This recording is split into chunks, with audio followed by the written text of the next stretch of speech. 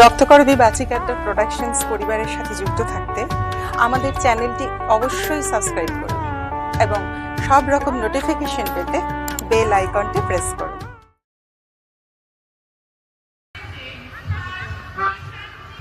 পৌষ উৎসবে এসে যে কথা মনে হচ্ছে সেই কথাগুলি বলবো।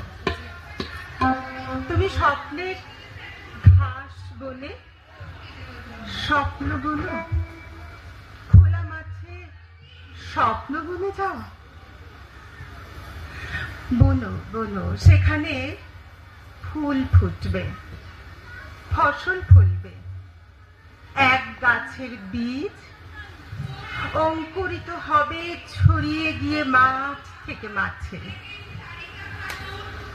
মাত্র স্বপ্ন বোনার কাজটি বুঝি খুব কঠিন?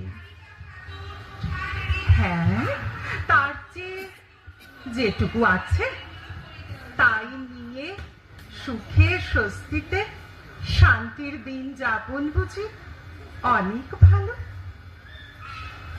কিন্তু তুমি যে অন্যরকম, তাই তো তুমি কিছু গড়তে চেয়েছ, কিছু করতে চেয়েছ। হ্যাঁ, স্বপ্ন দেখতে সাহস লাগে, আছে সে সাহস তোমার আছে, তাই তো তুমি স্বপ্ন দেখেছ। জানো, সত্যি করে পৃথিবীতে এমন কিছু মানুষ আছেন যারা স্বপ্ন দেখার সাহস করেন, এবং হোক না সে শূন্য মাঠ, হোক না সে বন্ধা জমি, সেখানে দাঁড়িয়ে তিনি যে স্বপ্ন দেখেন সে স্বপ্ন দিগন্ত পেরিয়ে ছড়িয়ে পড়ে।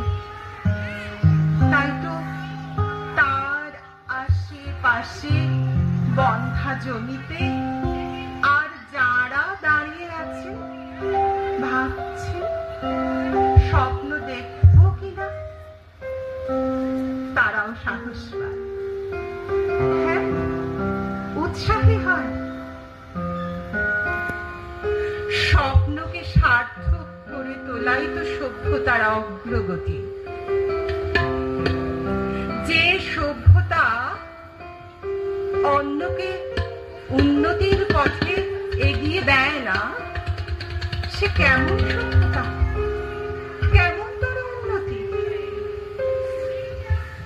তুমি তুমি সেই মানুষ যে পারো, পেরেছ স্বপ্ন দেখার সাহস করতে, স্বপ্নকে বাস্তবায়িত করতে।